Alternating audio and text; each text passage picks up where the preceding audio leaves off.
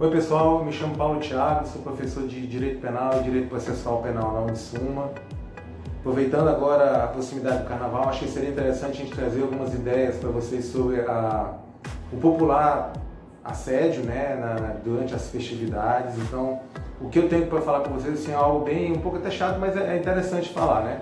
Nós temos um sentido legal para a expressão assédio, que é o termo assédio sexual, artigo 216-A do Código Penal.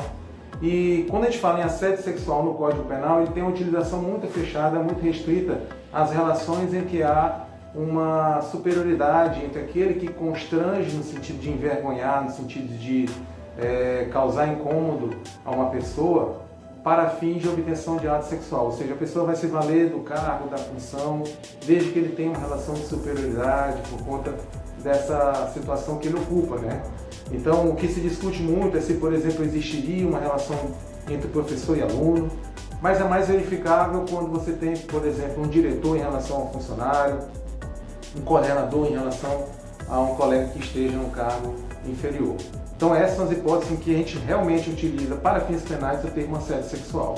Aquelas hipóteses de carnaval, que são obviamente condenáveis, em que você fica assediando mulheres no sentido mais popular do termo, a gente tem que fazer algumas colocações aqui. Em 2018 foi aprovado o crime de importunação sexual. O que é que significa esse crime? Significa você praticar um ato libidinoso, que nós não temos um conceito fechado do que vem a ser um ato libidinoso, com a intenção de satisfazer interesse próprio, interesse sexual próprio ou de terceira pessoa.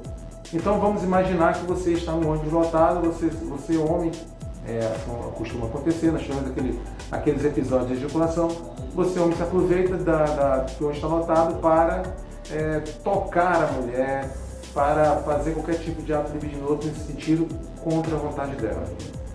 O que é interessante que vocês tenham nota é que a importunação sexual ela é um crime menos grave do que em relação ao crime de estupro de vulnerável, por exemplo, e também a violação sexual mediante fraude.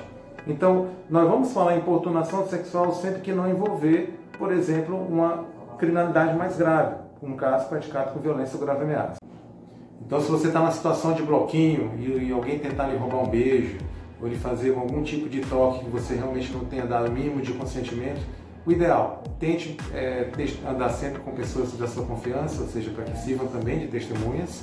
E claro, com as tecnologias que temos hoje à mão, você pode estar ali fazendo um registro visual daquela situação e depois juntar isso como prova quando você for procurar a delegacia e notificar a ocorrência.